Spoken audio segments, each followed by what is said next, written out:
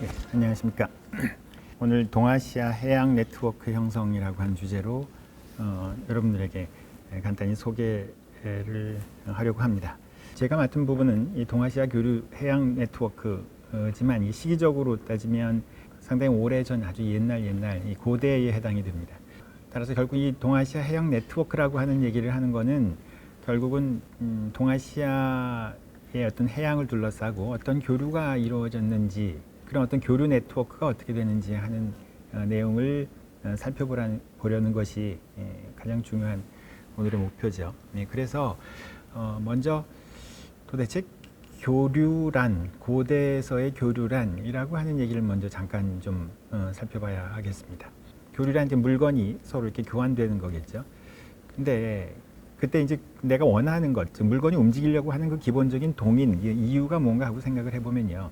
일단 우선 내가 갖고 있지 않은 것, 이런 것들을 남들에게서 받으려고 하는 이런 과정 속에서 물건의 이동이 생기는 거고요. 그걸 이제 교류라고 할 겁니다. 근데 그 중에서도 그냥 내가 안 갖고 있는 것뿐만이 아니라 특히 나한테 이제 필요한 것, 유용한 것, 이런 것들이 교류를 더욱더 촉진시키겠지요. 물론 더더구나 일반인들의 경우라면 뭐 설령 갖고 싶어도 그 물건이 움직이게끔 그렇게 해서 작동이 되지 않겠지만, 만약에 어떤 일정한 권력을 갖고 있다, 그렇다면 내가 갖고 있지 않은 것, 그리고 내가 필요로 한 것, 이런 것들에 대한 어떤 욕망이 생기고 그 때문에 어떤 교류가 움직일 수 있으리라고 생각을 합니다. 이런 이유 때문에 동아시아라고 하는 이 지역을 둘러싸고 물건이 이동하고 또 교류가 되었다, 이렇게 우리가 할 수 있을 겁니다. 그리고 잘 아시는 대로 한반도, 중국 대륙, 그다음에 일본 열도, 인도 차이나 반도를 이렇게 둘러싼 이 동아시아 전체에서 방금 전에 말씀드린 그런 동인이 있기 때문에 물건이 실제로 움직이고 있는데, 상대적으로 비교적 가까운 거리에 있기 때문에 실제로 움직였을 가능성이 상당히 높고요. 또 하나는 이 동아시아 지역을 가만히 들여다보면 지형이 조금씩 다르고, 지형이 다르다는 얘기는 그곳에서 나오는 물산들, 물자들이 조금씩 다르다는 얘기니까 물자가 서로 다르면 내가 갖고 있지 않은 것을 상대방이 갖고 있을 가능성이 있는 거고요. 그러면 아까 말씀드린 것처럼 교류가 움직일 가능성, 교류가 일어날 가능성이 큰 거겠죠. 또 하나, 이 동아시아라고 하는 그 지역을 둘러싸고 이렇게 뭐 신석기 시대 이후 뭐 청동기 시대, 철기 시대가 이렇게 이어지는 전반적인 경향을 보면 이게 똑같이 어떤 사회가 발전하는 것이 아니라 지역에 따라서 지역적 격차가 지금 발생을 합니다. 아무래도 중국 대륙에서 조금 더 선진적인 문명이 좀 먼저 출발을 했던 거고요. 주변이 조금 나중에 따라가게 되는 거죠. 적어도 어느 시점을 두고 생각을 하면 이 문화적 격차가 발생하는 거고, 문화적 격차가 발생한다면 좀 더 좋은 물건을 갖고 있지 않은 곳에서 더 좋은 물건을 가지려고 하는 그런 욕망이 더 생기기 마련인 겁니다. 그렇게 되면 사실 또 물자가 이렇게 이동하게 생길 겁니다. 또 한 가지 이유를 어떤 상황을 생각해 보면, 우리가 지금 동아시아라고 하는 지역을 이렇게 염두에 두고는 있습니다만, 저 바다를 통해서 인도양을 거쳐서 동남아까지 들어오는 그런 이국적 서방의 문물이라고 하는 것을 만약에 알게 됐다면, 인지하게 된다면, 그냥 단지 동아시아 지역에서 이렇게 알고 있었던 것보다 훨씬 더 이국적이고 더 이질적인 것이기 때문에 더 많은 어떤 그 교류의 욕망이나 움직임이 발생했으리라고 생각을 합니다. 지금 얘기했던 어떤 그 상식적인 그런 어떤 교류의 어떤 과정, 이런 것들이 단지 그럴 것이다가 아니라 실제로 고고학 증거에 의해서 뒷받침이 되고 있지요. 중국 대륙, 한반도, 일본 열도, 인도 차이나 반도에 이렇게 비슷한 물건들이 굉장히 많이 발견이 됩니다. 뭐 그냥 대표적인 거로 무슨 칠기 같은 것들이 있다면, 그 칠기 같은 것들이 의외로 굉장히 넓은 지역에 지금 분포하고 있고요. 무슨 뭐 북방에서 발견된 그런 스키타이 문명의 영향을 받았다라고 하는 것들도 의외로 또 굉장히 널리 펼쳐져 있고, 뭐 그렇게 잘 알고 있습니다. 따라서 이런 고고학 증거가 분명한 이상 동아시아에 있어서의 교류, 또 그것이 해양으로 이렇게 서로 연결망을 가지면서 교류가 됐을 가능성은 저희들이 절대로 반박할 수가 없는 결정적인 것이지요. 하지만 제가 오늘 이 강의에서 특별하게 제가 강조하고 싶은 거는요. 다른 선생님들이 많이 말씀하시는 것고 다른 부분을 조금 제가 강조하고 싶은 게 있다면 교류가 이렇게 되었다라고 하는 것을 생각하기 전에 분명히 교류가 지금 있었다고 제가 말씀드렸습니다만 그래도 반박 불가능하다고 말씀드렸습니다만 그러나 그러한 교류의 뒤편에서 교류를 제약하는 것 교류가 그렇게 그냥 아까 같은 뭐 물건이 서로 있다고 해서 그냥 움직이는 게 아니거든요. 그 교류를 제한하는 것들 이런 것들에 대한 좀 관심을 갖고 있어야 그래야 그 교류가 정확하게 어떻게 움직였는지에 대한 실상에 우리가 접근할 수 있다 이런 생각입니다. 그동안에는 교류가 있었느냐 없었느냐 이 유무에 관심이 집중되어 있었던 것 같습니다. 교류의 존재를 너무 당연하게 생각하고 뭐 비슷한 물건이 있으니까요. 예. 그러니까 이게 있었으니까 당연히 그 다음 시기는 이 시기보다 조금 더 교류가 많아졌을 것이다 라고 하는 뭐 상식적인 그 얘기를 하게 되고요. 뭐 점점 발전했다 이런 식의 얘기를 너무 당연시하고 있는 것 아닌가 하는 생각이 듭니다. 다시 말씀드립니다만 그 교류를 방해하는 요소가 어느 정도인지 억제하는 요소가 얼마인지 하는 것을 알아야 그 교류가 이루어졌던 것의 의미, 의의 또 어떤 규모 뭐 이런 것들이 사실 드러날 텐데 너무 있었다라고 하는 얘기만 하니까 그 교류의 어떤 실상에는 좀 제대로 다가서지 못한 거 아닌가라는 생각을 했던 겁니다. 다시 한번 반복합니다만 비슷한 물건이 있다고 해서 곧 빈번한 교류는 아니라는 얘기죠. 이때 우리가 또 하나 생각해야 할 거는 시간의 갭입니다. 특히 뭐 저희들이 고대사나 아니면 고고학을 하게 될 경우 그 다루는 시기가 굉장히 타임 스팬이 깁니다. 가령 뭐 몇백 년 만에 한 번 이루어졌었던 그런 교류일 수도 있어요. 그런데 그냥 단지 물건이 몇 개 나온다고 해서 옛날부터 뭐 교류가 있었다 이렇게 얘기할 때는 저희들이 그 시간적인 요소를 너무 경시한 거 아닌가 이런 이제 반성을 좀 해보게 됩니다. 따라서 제가 제일 처음 드는 그 화두는 고대의 교류 실상을 이해하기 위해서는 먼저 교류가 얼마나 어려웠는지를 먼저 조금 꼼꼼히 따져봐야겠다 이런 얘기입니다. 그래서 앞부분은 그 교육을 방해하는 요소를 좀 집중적으로 살펴보았습니다. 역시 먼저 뭐랄까 좀 보편적이고 인류학적인 그런 측면을 한번 들여다보겠습니다. 지금도 그렇습니다만 시간이 거슬러 올라갈수록 고대에 가까울수록 나와 다른 사람에 대한 막연한 두려움 또 그런 적대감 이런 것이 늘 있기 마련입니다. 심지어 나하고 동일하게 생기지 않은 사람한테도 일단 많은 두려움이나 적대감을 느끼게 되는 거죠. 그런데 특히 그 인접한 지역끼리는 그런 어떤 적대감 이런 것들이 훨씬 더 증폭되기 마련입니다.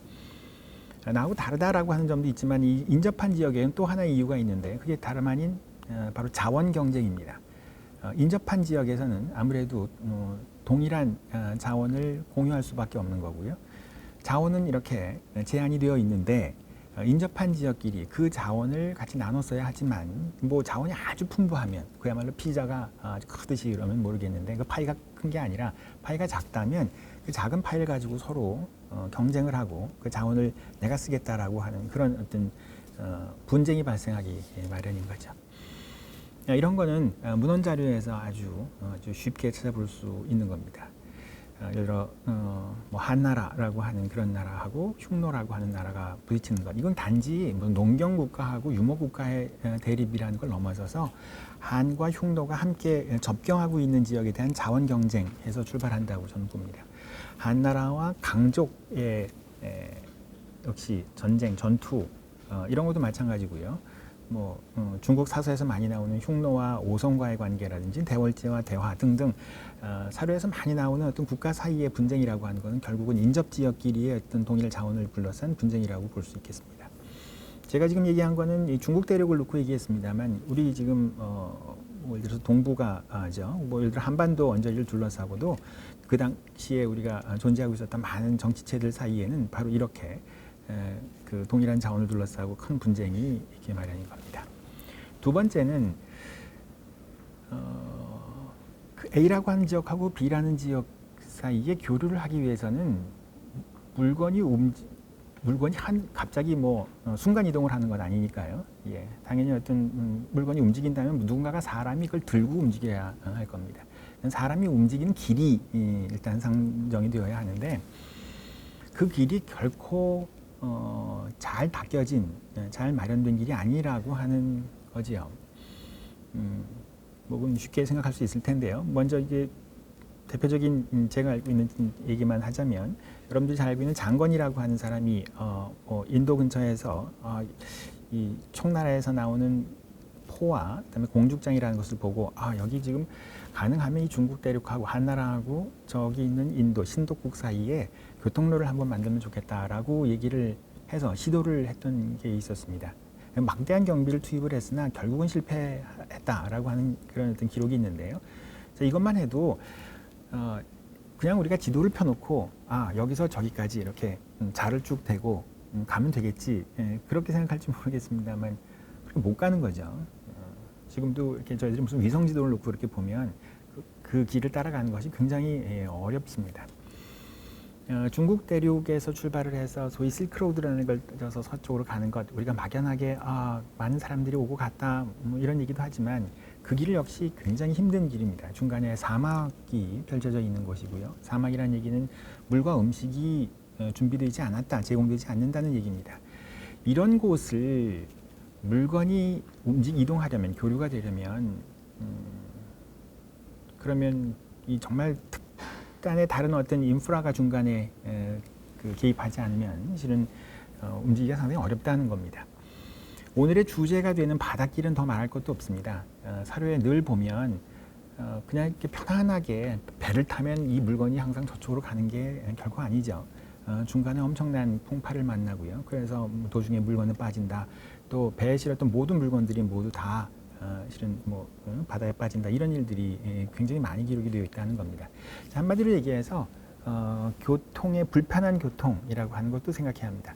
첫 번째 아까 제가 말씀드렸던 건 인접한 지역기의 적대적 감정, 그 다음에 교통의 불편함 단절이라고 하는 것, 이런 것만 생각을 해도 실은 물건들이 제대로 교류가 됐을 거라고 하는 우리의 그 막연한 상상을 조금 교정시킬 수 있겠다고 생각이 듭니다. 오늘 얘기가 해로니까 해로 얘기를 조금만 하나 더 예를 들자면, 그런데 우리 4기 조선열전에 보면 한 무제가 고조선을 공격하기 위해서 수군을 출발을 시키죠. 수군을 출발하는 곳이 한동반도에서 출발을 해서 예를 들어 묘도열도하고 장산열도, 요동반도를 거쳐서 신의주, 그다음에 한반도 서북부로 이렇게 오게 되는데, 그 기록을 잘 보면 그냥 산동반도에서 출발했던 그 중국의 그 한나라의 수군이 이쪽 고조선에 도착하기 전에 한 5만 명, 출발이 거의 한 그 5만 명을 출발했는데 그 사이에 약 4만 3천 명, 한 5분의 4 이상이 중간에 다 망실됐다, 이런 그 기록도 있는 거예요. 정확하게 무슨 이유 때문인지 모르겠지만 이 바닷길을 통해서 가는 것이 결코 간단하지 않다라고 하는 것을 보여주는 아주 좋은 사료라고 저는 생각을 합니다. 물론 이제 나중에 말씀드린 것처럼 이 사이에 이 수군의 움직임 또 이동을 방해하는 여러 가지 세력들도 다 검토를 해야 한다는 얘기니까요. 자, 제 얘기는 한마디로 여태까지 아주 상식적인 얘기입니다만 물건의 이동이 그냥 자연스럽게 움직이는 법이 없다. 아까 처음 말씀드린 대로 내가 저거 필요해, 나한테 꼭 필요한 거야, 정말 갖고 싶거든, 이렇게 한다고 해서 움직이는 것이 아니라 그것을 갖고 싶어도 그것을 막는 여러 가지 이유가 있다는 점을 다시 한번 강조를 합니다. 뿐만 아니라 요 시기는요, 또 어떤 문제가 또 하나 있냐면은 내부의 물자가 바깥으로 움직이는 거를 막는 겁니다. 그러니까 교통이라든지 아니면 어떤 그 적대적 감정이라고 하는 거는 인간들이 갖고 있는 객관적인 조건이라면 그 중간에 있는 어떤 정치체가 내 안에 있는 물자가 바깥으로 빠져나가지 않도록 인공적으로 인위적으로 통제하는 그런 사례들이 굉장히 많이 나오는데요. 특히 한 제국의 경우는 이런 사례들을 아주 명확하게 볼 수 있습니다. 한 제국에서 지금 현재 남아있는 각종 율령들, 즉 법령들을 보면 내부 물자가 바깥으로 움직이는 걸 아주 철저하게 막아내고 있습니다. 지금 뭐 화면에 보는 장가산 한간 진관령, 조금 낯선 얘기일지도 모르겠습니다만 이런 어떤 법령을 들여다보면 안에 한 제국의 물자가 국가의 정식 허락 없이 바깥을 절대로 나가지 못하게끔 아주 철저하게 막아내는 그런 것들을 볼 수 있는 거죠. 자, 그렇다면 그 바깥에 있는 사람들이 혹시 이 물건이 필요하다 라고 해서 그 물건을 가질 수 있는 게 아니라는 거죠. 일단 물건이 빠져나와야 내가 얻을 수 있는 거고, 빠져나와 봤자 아까 말씀드린 것처럼 교통도 불편하고 못 가는 데고, 또 사람들과 사람들 사이에도 이게 서로 만나서 물건을 전달한다거나 이런 것도 잘 안 되는, 사실 굉장히 힘든 과정이 중간에 내부되고 있다는 겁니다. 자, 그렇게 되면 그럼 그래도 물건은 움직였잖아요. 아까 말씀드린 고고학적으로 보면 물건이 A라고 하는 곳에서 B라는 곳으로 움직인 몇 가지 증거는 보여요. 그게 얼마나 빈번했는지, 그 규모가 어떻게 했는지는 잘 알 수가 없어도 분명히 움직였다면, 그럼 제가 말씀드린 이런 어떤 교류를 제한하는 상황 속에서 물건이 왔다면 어떤 형식으로 갔을까? 이걸 또 한번 생각해 봐야 되는데, 대표적인 그 방식이 지금 화면에서 보는 친목교육 같은 방식이 움직이고 작동하고 있었습니다. 자, 이건 뭐냐면 아까 같은 적대적 감정, 그다음 교통의 불편함 이런 것들이 있기 때문에 어떻게 움직이냐면 사람의 접촉을 최소화시킨 상태에서 물자가 움직이는 방식이죠. 이 대표적인 게 맨 밑에 보이는 고구려의 책구루라고 할 수 있겠습니다. 한 제국의 그 현토군하고 그다음에 이제 고구려 사이의 어떤 교류의 한 일종이라고 할 수 있겠는데요.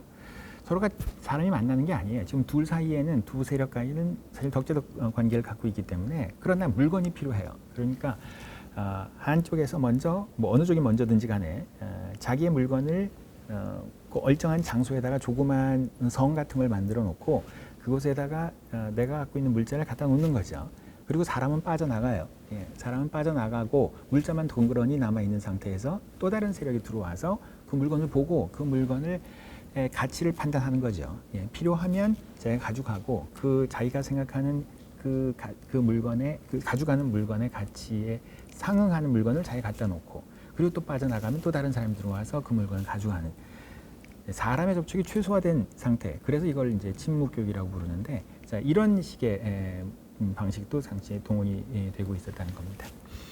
자, 이렇게 물건은 살짝 오긴 했는데 아주 드물게, 그것도 그러니까 친목교육 같은 그런 형식으로 만약에 움직여 갔다면, 실은 그 물건을 나중에 결과적으로 받은 사람 입장에서 보면 이 물건이 어떻게 왔지? 이런 신비스러운 감정을 사실 갖기 마련인 겁니다. 자, 이런 것들이 실은 어떤 신화로 정착이 된다, 이렇게 설명이 가능한 겁니다.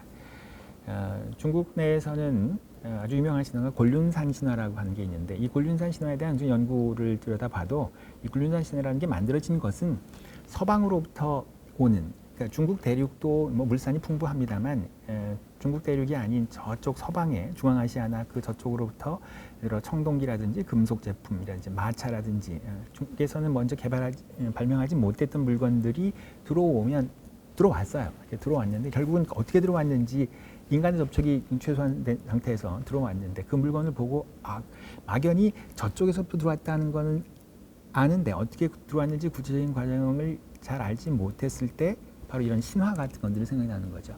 저쪽 세계는 뭔가 우리가 갖지 않은 아주 신비스러운 물건들이 굉장히 많은 곳, 그것 중에 하나가 곤륜산이라고 하는 그런 신화가 만들어진다는 겁니다. 자, 근데 이제 오늘 우리가 주로 해야 할 얘기는 이 동아시아, 우리 한반도를 둘러싼 지역일 테니까 이쪽으로 조금 시각을 돌리면 이쪽에도 비슷한 신화가 하나 있기는 해요. 이제 그게 바로 대표적인 이제 삼신산 신화라고 할 수 있죠. 진시 황제가 이 동쪽에까지 왔을 때 이 동쪽에 있는 여러 몇 가지 방술사들이 저기 가면 아주 불로초가 있다. 그러니까 내가 찾아오겠노라라고 했는데 실제로 나중에 못 구해왔죠. 못 구하니까 이게 어떻게 된 일이냐 그랬더니 실은 그것으로 같이 가면, 그것으로 가면은 굉장히 신비스러운 곳이고 참 도착하기가 어려운 이런 그 얘기들이 이제 삼신산 신화로 이렇게 결정이 되지 않아요? 지금 화면에 보입니다만 복례산, 방장산, 영중산 이런 것들이 발해라고 하는 곳에 있는데 여러 선인과 불세하게 살고 있는 곳이고 황금으로 된 궁궐이 있는데 멀리서 보면 구름 같아 보이지만 가까이 가면 바닷속으로 들어가 버리고 바람이 불어 접근할 수 없다. 사해 높이가 9천리나 되고 주변은 산만리나 산과 산 사이는 7마다. 이런 얘기가 있는데 이게 뭐 그런가 보다 우리들이 알고 있잖아요. 근데 지금 말씀 제가 드리는 게 이게 어디 있었냐면 발해라고 하는 곳이란 말이에요. 발해라는 곳은 그렇게 먼 곳이 아니에요. 예를 들어 지금 제가 아까 뭐 중앙아시아나 이런 것처럼 타클라마칸 사막을 건너서 한참 저쪽 가야 비로소 만나는 그런 곳이 아니라 지금 연나라 바로 아래 요동반도 저 언저리 거기가 발해예요. 그 발해라면은 꽤 제 나라 입장에서 봤을 때나 연나라 입장에서 봤을 때나 조나라 입장에서 봤을 때 가까운 곳임에도 불구하고 그곳에 있다는데 그런데 지금 여러분들이 보는 화면에서 보는 이런 식의 얘기가 나온다는 거는요. 가까이 있지만 그 바다 속의 저쪽 편 바다를 통해서 뭔가를 가야 되는데 거기가 참 가기가 어렵다, 잘 모르겠다 이런 얘기를 지금 담고 있는 거예요. 그러니까 이런 신화가 만들어지는 거죠. 제가 이 부분을 좀 많이 강조하는 거는 이게 이 중국 대륙하고 해양을 통해서 이 한반도나 다른 지역하고의 교류가 결코 쉽지 않다는 이야기를 제가 하고 싶어서 했던 얘기입니다. 사막을 건너서 물이 없고 뭐 음식이 없는 그곳을 막 넘어가는 건 쉽게 우리가 상상을 하지만 바다야 늘 뭐 어떨 때 보면 평온해 보이고 배만 타면 어디론가 움직여 보일 것 같는 그리고 저 멀리 무슨 뭐 태평양을 가는 것도 아니고 말이에요. 이 무슨 발해나 황해를 넘는 이런 곳이라서 그렇게 힘들지 아니 굉장히 쉽게 갈 수 있다고 생각했기 때문에 그래서 우리들은 늘 뭐 중계에서 나오는 물건이 한반도에서 나온다거나 아니면 우리 한반도 남부에서 나온다 그러면 그냥 쭉 오겠지라고 생각을 하지만 지금 이런 신화가 이 안에 있다는 얘기는 의외로 뭔가 가기가 어려운 곳 이게 있었으면 틀림이 없다는 거죠. 그렇기 때문에 이런 신화들이 계속 나오는 거고 이 신화가 그렇다고 해서 무슨 신석기 시대라고 해서 기원전 뭐 1000년, 2000년, 3000년 전에 있었던 얘기가 아니라 이 진시황 시기 때라면 기원전 3세기에 불과해요. 기원전 3세기 때도 이게 움직이기가 뭔가가 어려운 곳이 있다는 점을 알아야 한다는 게 제가 하고 싶은 얘기라는 겁니다. 지금 뭐 말씀드린 것처럼 그렇게 풍랑이 심한 곳이 아니라고 생각이 되는 곳 그런데 진시황 시기에 삼심산이 있거나 그런데 그곳을 아까 말씀드린 대로 제 나라에서 출발을 해서 그 한반도 서부까지 고조선을 치기 위해서 그렇게 정말 멀지 않을 것 같은데 거기까지 가는 중에서 약 5만 명 중에서 한 4만 3천이 망실이 된다. 이것도 사실 이해하기가 굉장히 어렵거든요. 따라 이 언저리가 생각보다 굉장히 어렵다라고 하는 얘기를 제가 말씀을 드리려고 하는 겁니다. 물론 그 이유에 대해서는 조금 더 깊숙한 논의가 필요합니다. 그 중에 중요한 단서 중에 하나는 잘 아시다시피 지금 뭐 한무제가 출발을 해가지고선 고조선을 칠 때 그 고조선은 결국 위만조선 아니겠어요? 그 위만조선이 과연 어디 있었느냐? 그 위만조선이 결국 해로를 이 움직이는 해로를 장악하고 있었기 때문에 아마 그 부딪힘이 있었을 거라고 생각이 되는데 이런 위만조선 문제라도 한번 생각해봐야 되고요. 또 하나 생각해볼 고려 대상 중에 하나는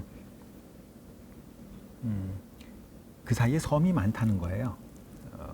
그냥 우리가 얼핏 보면 여기 산동반도가 있고 북쪽 요동반도가 있고 여기 한반도가 있네 이런 정도의 생각을 할지 모르겠는데 지도를 이렇게 조금 더 확대해서 이렇게 보면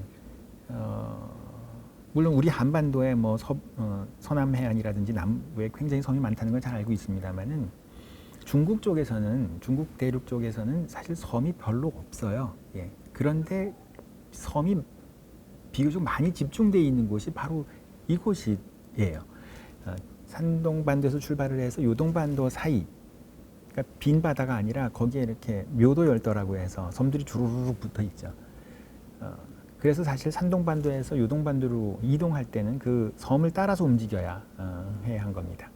마찬가지로 그 요동반도 끝 대련 여순이라고 하는 데에서 신주로 움직인다 할 때에도 거기가 이렇게 그냥 요동반도만 있는 게 아니라 남쪽에 장산열도라고 하는 여러 그 섬들이 쭉 붙어 있습니다. 의외로 이 한반도 서부까지 굉장히 섬이 많다라고 하는 걸 이제 주목해야 되는데 이때 그냥 섬이 많다가 아니라 그럴 때 섬이 뭘까 하는 거를 한 번 더 생각해봐야 한다는 얘기입니다. 섬이라는 것, 저희들 지금 기본적으로 모든 그 문명의 세계라고 하는 게 육지, 그것도 특히 농경 사회를 중심으로 해서 만들어지고, 만들어지고 그곳에 살고 있는 사람들의 어떤 인식 이런 것들을 중심으로 해서 어떤 역사가 또 기록이 되고 그랬습니다. 섬의 존재에 대해서 좀 관심을 가져야겠다 하는 얘기입니다. 사실 그 저희들이 알고 있는 역사를 생각해 보면 그 대부분 사실 육지를 중심으로 해. 그것도 이제 농경 사회를 중심으로 해서 저희들이 그 역사를 또 인류의 문명의 발전을 늘 생각을 하게 됩니다. 그런데 그때 이제 놓치는 것 중, 뭐 놓치는 게 많습니다만 그 중에 바로 이 섬의 세계에 대한 이해 이런 것들이 이제 많이 부족하다는 거죠. 늘 육지에 살고 있는 사람 입장에서 섬이라고 하는 사람들은 사실 뭐 무시할 수 있는 사람들 아니면은 뭔가 나하고 달라서 뭔가 멸시해야 할 대상들. 그래서 사실 섬 사람이라고 하지만은 사료에 보면은 섬 오랑캐 이런 표현도 굉장히 많이 나오게 되는데요. 아무튼 그러나 섬이 갖고 있는 또 별도의 어떤 문화라고 하는 것이 있다는 점을 좀 주목해야 할 필요가 있을 것 같습니다. 실제로 그 섬의 고고학 결과나 이 성과들을 좀 들여다보면 섬의 세계에서 만들어진 고고학 문화는 확실히 바로 그 앞에 두고 있는 그 대안에 있는 지척거리에 있는 그런 그 육지의 고고학 문화하고 상당한 차이가 있다라고 하는 그런 연구 성과도 많이 있는데요. 자, 결국 그 얘기는 섬의 세계와 육지의 세계가 약간 구별되고 있다라고 하는 것을 의미하게 되는 겁니다. 역시 문헌 자료에서 문자 자료에서 이런 점들은 쉽게 확인할 수가 있습니다. 한 나라를 세운 한 고조 시기에 전횡이라고 하는 사람이 있는데 그 사람이 산동 지역에서 큰 세력을 갖고 있다가 결국 한 고조에게 쫓겨나죠.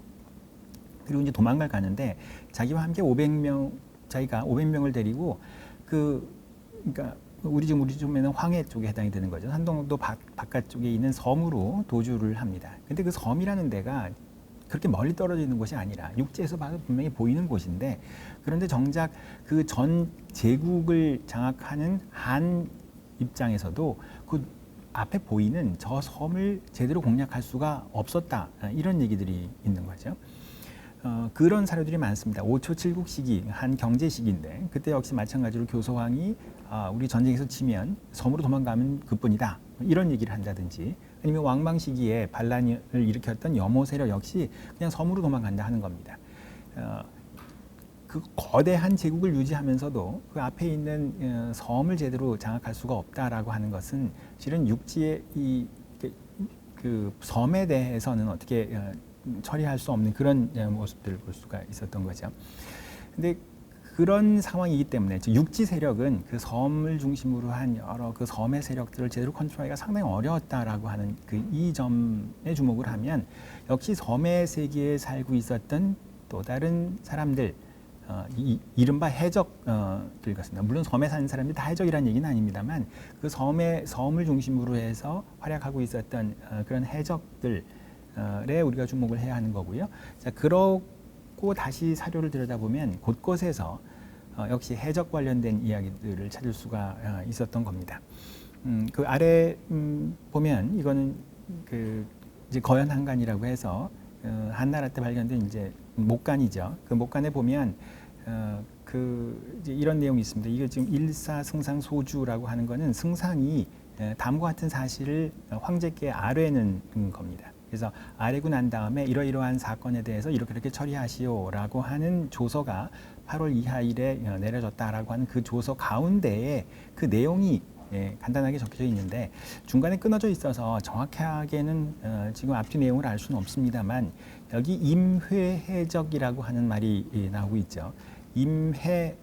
임회라고 하는 건 지금의 중국의 강소성 원저리를 얘기하는데 그 강소성을 중심으로 한 이 해적대들의 존재 그리고 아마도 그들의 어떤 세력 범위가 단지 그 강소성에만 그치는 것이 아니라 강소성 앞바다만 그치는 것이 아니라 산동반도 남쪽 북쪽 그리고 그 요동반도나 지금 여기 화면에 여기 보입니다만 요동반도나 낙랑군이 있었던 그 언저리까지 세력을 갖고 있는 그런 어떤 해적들의 이야기가 여기 제시가 되고 있는 것 같고, 이 조서의 내용은 그 중에 이 거솔들, 즉 그 해적 두목들이죠. 해적 두목들을 한 명 잡으면 그러면은 상금으로 40만 전을 주겠다라고 하는 그런 내용들이 이렇게 적혀져 있는 것으로 보아서 이 당시에 의외로 생각보다 그 해적의 움직임이 굉장히 활발했던 거고, 그 해적은 단지 섬의 세계만 하는 게 아니라 섬의 반대편에 있는 육지를 노략질을 한다든지 이런 일들이 굉장히 많이 있다는 것을 알 수가 있습니다.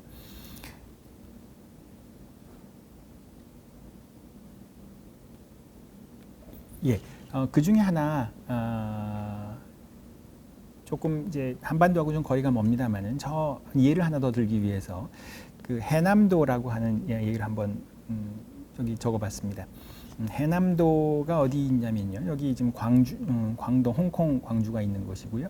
자, 그리고 나서 베트남이 이쪽이니까요. 원래는 이제 홍콩 광주 지역에서 출발을 해서 이제 베트남 지역으로 이렇게 넘어가는 이런 기본적인 루트가 있습니다. 그런데 한 무제 시기에 여기가 해남도거든요. 한 무제 시기에 이 광동 지역이나 지금 이 광서 지역까지를 모두 점령한 한 무제가 여기를 넘어서 이 해남도에다가 군현을 설치를 합니다. 이 지역을 장악했다는 얘기죠. 네, 그리고 그곳을 지배하기 위해서 한사군을 설치하듯이 군현을 설치를 한 겁니다. 무려 2개의 군현을 설치하게 되는데요.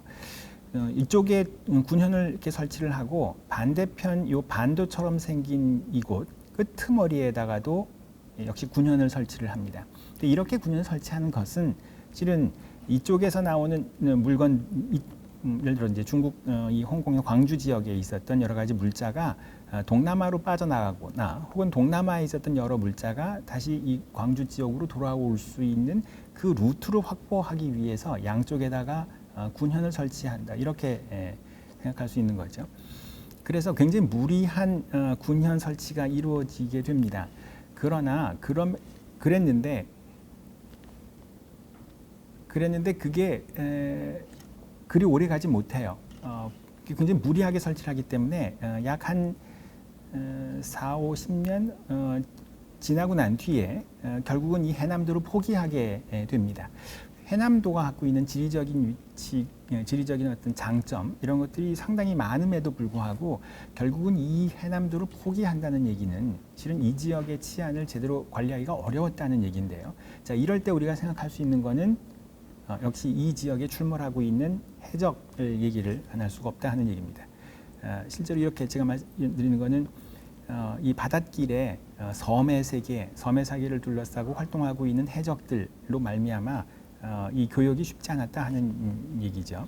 아까 잠깐 나왔던 얘기입니다만 다른 사료를 밑에다 뒀습니다만 후한 시대에 곳곳에서 해적들이 출몰을 하고 그 출몰한 해적들에 대해서 제국이 어떻게 반응하는지 하는 내용들도 역시 사료에 많이 등장을 하게 됩니다.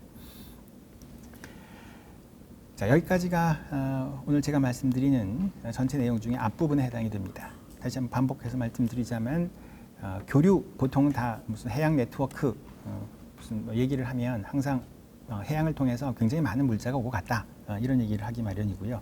자, 해양을 통해서 굉장히 많은 물자가 오고 갔다는 얘기를 하기 위해서는 여기저기서 발견된 고고학 유물들, 이런 걸 이제 등장을 시키죠. 뭐 외래 유물이 한반도에서 발견이 됐다. 한반도의 유물이 일본 열도에서 발견이 됐다. 자, 봐라. 그러니까 이거는 물건이 이동한 것이 아니냐. 이게 바로 해양 네트워크다. 이게 해양 연결망이다. 자, 이런 얘기를 굉장히 많이 하게 됩니다. 그러나 아까도 제가 정리하면 이걸 부인하는 게 아니에요. 분명히 물자는 움직였던 거는 절대로 부인할 수 없는 사실입니다. 그런데 이게 어떤 방식으로 넘어갔느냐라고 하는 것을 생각하지 않고 교류를 얘기를 하면 사실 그 교류의 정확한 의미가 상실되고 과도하게 왜곡시킬 수 있다 하는 얘기를 하는 거죠. 이제까지 앞부분에 계속 말씀드린 거는 사실 제가 말씀드린 건 굉장히 상식적인 얘기였던 거거든요. 근데 상식을 한번 다시 우리가 불러서 특히 고대 사회, 지금 제가 주로 말씀드리는 건 뭐 AD 한 4세기 이전 단계 얘기를 하는 겁니다만, 그 시기에 이 해양을 통한 육지를 통한 교류도 역시 상당히 어렵습니다만 아까 얘기한 대로 사막이라든지 이 해양을 통해서 움직인다고 하는 것이 얼만큼 힘든 건지라고 하는 것을 좀 강조하려고 했던 겁니다. 자, 그럼 다음 얘기는 어떻게 되냐면 이런 제약이 있었는데 객관적인 교통로의 단절이라든지 적대적 감정, 그다음에 물자에 나갈 수 없다라고 하는 그런 어떤 제국의 법령 등등 여러 가지 문제가 있음에도 불구하고 물건이 움직인 게 분명하다면 도대체 어떻게 움직였을까? 어떻게 이 제약을 뛰어넘었을까? 이런 질문이 그때서야 비로소 나오게 된다는 거죠. 그걸까 가능하려면 저는 이 지금 물건이 이동한다는 얘기는 갖고 싶은 사람은 그 물건을 갖고 싶지만 이 물건을 주는 사람은 그 물건을 저기서 주고 나서 내가 안 갖고 있는 거를 상대편에서 내가 다시 받든지 아니면 내 거를 주고 그리고 그만한 어떤 경제적 이득을 가져가야 이게 물건이 오고 가는 거지 그냥 선물로 이만큼 주거나 내가 이만큼 갖고 있으니까 너 다 가져라 이러는 법은 없는 거죠. 자, 결국은 아까 같은 제약을 뛰어넘으려면 교통로나 여러 가지 정치적인 문제로 말미암아 발생하는 경제적 손실 그것을 최소화하는 그런 상황을 상정해야 할 것 같다는 얘기입니다. 이 물건의 교류에 사람이 개입이 돼 있고 그 사람은 결국 상인들 물건을 이동해 주는 그런 상인들이었다면 그 상인들은 경제적 이득을 바랬을 거고 그럼 그 경제적 이득을 최소화하고 경제적 손실을 최소화한다면 다음과 같은 두 가지 이 상황이 고려되었을 것이다 라고 하는 겁니다. 자, 첫 번째는 손실의 최소화라고 제가 말씀드렸는데 이 손실의 최소화라고 하는 점에서 이른바 네트워크라고 하는 방식이 만들어졌을 거라고 생각을 합니다. 무슨 얘기냐면 제가 여기에 그냥 엉뚱한 좀 비유를 한번 들었는데요. 가령 서울에 살고 있는 상인이 부산에 와서 물건을 팔려고 한다고 가정을 해보는 거죠. 그러면 서울에서 출발해서 부산까지 올 때까지 시간이 굉장히 많이 걸리고요. 중간에 쉬어야 하고 밥도 먹고 여러 가지 중간에 일종의 코스트가 드는 겁니다. 근데 코스트를 계속 다 내고 부산까지 와서 그 물건을 팔아서 분명 경제적 이득이 생겼을 텐데 그 경제적 이득은 중간에 생기는 코스트를 다 제거하면 얼마나 남았을까? 이득은 있었을 겁니다. 그러니까 왔겠죠. 근데 그 이득은요. 다음 얘기한 것처럼 부산으로 곧바로 오지 않고 중간에 수원에 한번 들려서 한번 장사를 하는 거죠. 서울에서 가져온 물건 중에 일부를 수원에다 갖다 파는 겁니다. 그리고 그 안에서 얻는 경제적 이득이 있을 거예요. 물론 저 멀리 떨어져 있는 부산에 가서 얻는 것보다는 혹시 그 이득이 줄었을지는 모르겠지만 어쨌든 이익이 생겼을 거고 그 이익으로 중간에 들어오는 손실을 보전을 하고 대신에 사실은 수원에서 내가 지금 부산까지 가는데 목적이 내가 돈을 버는 거기 때문에 경제 이득을 버는 거기 때문에 이게 무슨 특명을 받고 가는 게 아니라 내가 지금 돈을 벌기 위해서 가는 거란 말이에요. 그렇다면 수원에 와서 내가 팔아서 경제적 이득을 얻고 그러고 봤더니 이 수원에 있는 물건도 가지고 부산에 가서 팔면 그러면 좀 이득이 남겠다라고 충분히 한 거 아니겠어요? 그럼 다시 그 중에 일부를 다시 구입을 하는 이런 어떤 경제적 교육이 바로 수원에서 한번 이루어지는 거죠. 다시 수원에서 대전을 거치고 대전에서 다시 대구를 거치고 부산으로 오는 과정에서 각 지역마다 그곳에서 이른바 상거래가 이루어지고요. 그곳에서 이득을 취하고 자기가 그때 필요했던 여러 가지 손실을 비용을 보전을 하고요. 그리고 다시 그곳에서 새로운 물건을 가지고 다음 지역에 가서 또 파는 이런 상황을 충분히 상상할 수 있다는 겁니다. 이게 사실 별개나 새로운 얘기는 아니죠. 여러분들이 예를 들어서 실크로드를 넘어가고 있는 카라반 대상무역이라고 하는 게 사실 이렇게 하는 거거든요. 근데 이런 무역이 실은 다른 지역에서도 늘 일어나기 마련이고 일어났습니다. 이게 조금 왔다 갔다 하긴 합니다만 최근에 각광을 받고 있는 예를 들어 무슨 로만 글라스가 한반도에 나오는 그런 과정을 이제 많이들 관심을 갖고 있으신 것 같은데 전 전공이 아니라서 정확히 모릅니다만 하지만 아무튼 중간에 알고 봤더니 그게 로만 글라스가 아니라 중간에 뭐 동남아에서 만들어졌다라든지 뭐 이런 얘기가 있잖아요. 동남아에서 만들어졌다 하더라도 그 동남아에서 만들어진 그 글라스가 유리가 한반도로 곧바로 날아오는 거는 절대로 아니죠. 역시 마찬가지로 다시 지금 앞으로도 계속 말씀드린 그런 연안 항로를 거쳐서 중간에 어디에 다시 귀착을 하고 거기서 다시 그게 뭐 교육을 되거나 이런 과정이 계속 거쳐서 한반도까지 온다고 생각을 해야 하는 겁니다. 제가 여기 지금 서울에서 수원, 부산, 대전, 대구, 부산이라고 얘기를 하지만 서울에서 가져간 걸 부산에다 다 판다는 얘기가 아니에요. 일정한 부분은 수원에다 팔고 일부는 계속 부산까지 가져가면서 파는 거죠. 그렇기 때문에 그 로만이 저쪽 부산에서 발견되지만 또 하나 흥미로운 거는 수원에서 나온 물건이 산 물건이 부산에서도 동시에 발견이 되는 거예요. 근데 이게 수원 사람이 부산에 간 게 아니라 아까 서울에서 출발한 캐러반이 움직이면서 자연스럽게 수원의 물건이 부산까지 움직여지는 그런 결론을 가지고 올 수 있다. 이런 얘기입니다. 교통이 불편한 시기는 최소한의 자본으로 최대의 수익을 올리기 위한 방식이 강구되지 않으면 안 되는 거고요. 이런 의미에서 소위 네트워크라고 하는 것이 만들어졌다고 저는 생각을 합니다. 다시 말해서 교통이 아주 발전했을 때에는 A라고 하는 지역에서 그 물건을 가지고 내가 진짜 팔고 있는 곳까지 곧바로 가서 그곳에서 물건을 팔아서 많은 이익을 갖고 돌아오면 그러면은 돼요. 그러나 교통이 불편한 시기에는 지금 얘기했던 어떤 대상무역 어떤 지역에 가서 그 지역에서 다시 한번 상거래를 통해서 손실을 보전하고 새로운 물자를 다시 구입을 해서 다음 단계로 넘어가고 이런 그 움직임이 있게 되는 것을 소위 네트워크라고 봐야 한다는 얘기입니다. 네트워크란 말이 연결망이라는 얘기잖아요. 만약에 A라는 곳하고 B라는 곳 두 지점만을 얘기한다면 우리는 네트워크라는 표현을 쓰지 않습니다. 네트워크라는 건 세로로 실과 가로로 된 실들이 서로 엮여 있다는 그런 의미에서 그물망이라는 게 네트워크잖아요. 그 그물망은 A하고 B 끝에 끝 지점만 움직이는 게 아니라 중간에 있는 사람들끼리 서로 교류를 하고 서로 영향을 받으면서 중간에 많은 그 중간 과정이 있다는 그런 얘기인 거죠. 사실 그래서 오늘 제목이 동아시아 해양 네트워크의 형성이라고 하는 것도 말 자체에 실은 중요한 의미가 다 들어있는 겁니다. 이 네트워크의 형성이라는 말이 이 네트워크라고 하는 말을 쓰는 이상 이거는 끝점과 끝점과의 얘기가 아니라 끝점과 끝점 사이에 사람들이 움직이면서 중간에 있는 많은 지점들이 중간에 있는 지점들이 서로 엮여 들어가는 그거를 이제 네트워크라고 하는 거고 그게 지금 제가 이제 조금 이따 말씀드린 이런 과정을 통해서 결국 만들어지게 됐다. 이 점을 좀 주목을 해야 합니다. 두 번째는 지금 이게 이제 상인들의 입장이에요. 네트워크를 통해서 최소한의 손실을 최소화하면서 최대 이익을 얻겠다라고 하는 것들. 그래서 네트워크가 만들어지는 건데 문제는 되풀이하지만 아무리 상인들이 이익을 최대화하기 위해서 손실을 최소화하기 위해서 아까 같은 방식을 썼다고 하더라도 불편한 교통로 아까 제가 전반부에서 얘기했던 여러 가지 제약 요소가 없어지는 게 아니에요.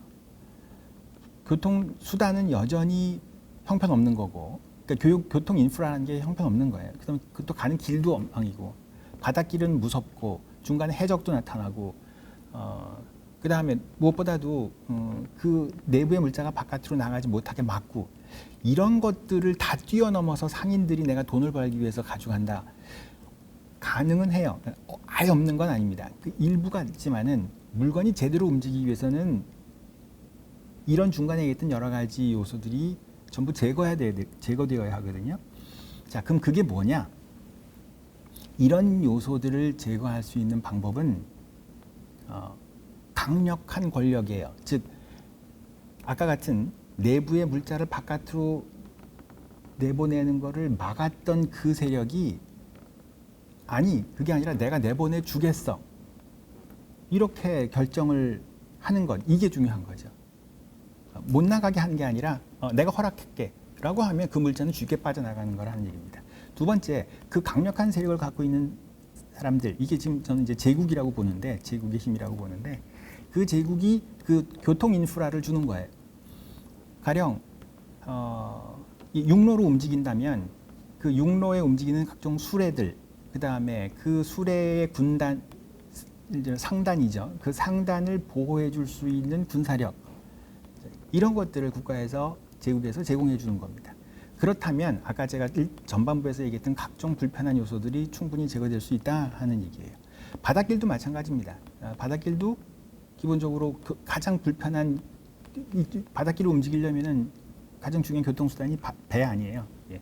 그 배라는 게 무슨 조각배나 이런 것들이 아니라 거대한 큰 배를 만들고 그 배에 필요한 각종 뭐 물이라든지 음식이라든지 이런 것들을 제공해 줄 뿐만이 아니라 실제로 또 해적이나 아까 말씀드린 여러 가지 그 도적들로부터 공격을 받을 수 있는 그 모든 제한을 없애려면 그 안에 예를 들어서 뭐 그 해적을 막을 수 있는 그런 군사력 같은 것도 그 배에 제공할 수 있어야 되는 건데, 이런 것들이 그냥 조그마한 공동체, 조그마한 정치 세력으로는 불가능하다 하는 얘기인 겁니다. 제가 뭐 하여튼 제 생각에는 예를 들어서 제주도에 뭐 제주시 옆쪽에서 오수전이 발견이 됐다라고 해서 그 제주시에 있는 그 유적지에 있는 어떤 세력이 배를 만들어서 그 배를 타고 오수전을 만들어내는 낙랑군이나 아니면 한 제국까지 배를 타고 움직여서 거기서 직접 교류를 했다라고 상상하기는 굉장히 어렵다는 얘기입니다. 왜냐하면 이게 그냥 가는 게 아니에요.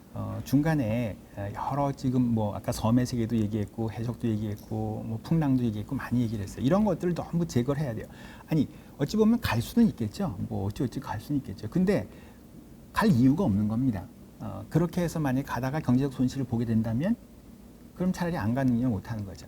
그래서 모든 주변의 교통 인프라나 어떤 안전이 보장이 됐을 때 물건이 움직인다고 가정을 한다면 이런 것들을 다 제공해 줄 수 있는 게 바로 한 제국이었다, 이런 겁니다. 자, 그럼 한 제국 입장에서는 왜 이런 걸 하느냐 하는 건데요. 자, 왜냐면 이게 다 돈 들어가는 거거든요. 아까는 내가 내 물자가, 내부의 물자가 바깥으로 나가지 못하게 한다고 했는데 그럼 왜 허락해 줬느냐? 특별한 목적이 있어서 그런 거죠. 뿐만 아니라 거대한 배를 제공해 줬다. 이거 역시 돈이 들어가는 일이고요. 그 다음에 뭐 거기다가 이제 병사를 같이 배에다가 제공해 준다든지 물과 음식을 제공하는 다 많은 돈이 들어가는데도 불구하고 이런 엄청난 경제적 비용을 제공하면서도 한 제국에서 이런 교통 인프라를 만드는 거는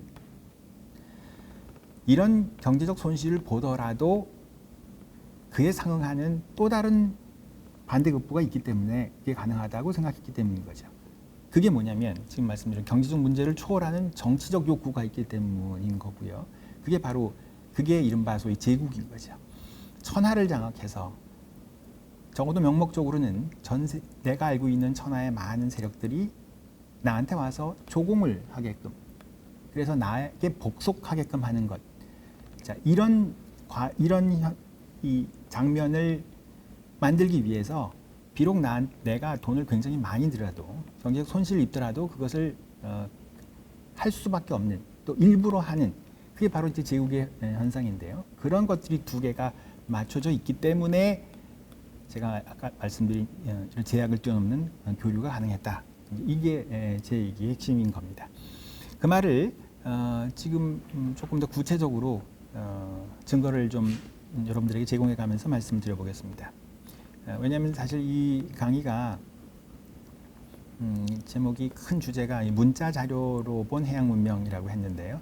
이 고고학 자료가 아니라 이제 새롭게 발견되는 문자 자료가 우리가 그동안 참 그 기록이 적었던 해양 문명의 교류를 어떻게 이해하는 데 도움이 됐을까, 이제 이런 얘기를 좀 더 말씀드려야 될 것 같아서 최근에 발견된 이 문자 자료들을 좀 소개를 하면서 제가 아까 말씀드린 그 전반적인 결론, 즉 한 제국이 교통 인프라를 제공을 함으로 말미암아 여러 가지 경제적 제약을 해결해주고 그로 인해서 해양 네트워크가 만들어질 수 있었다라고 하는 얘기를 한번 다시 강조를 해보도록 하겠습니다.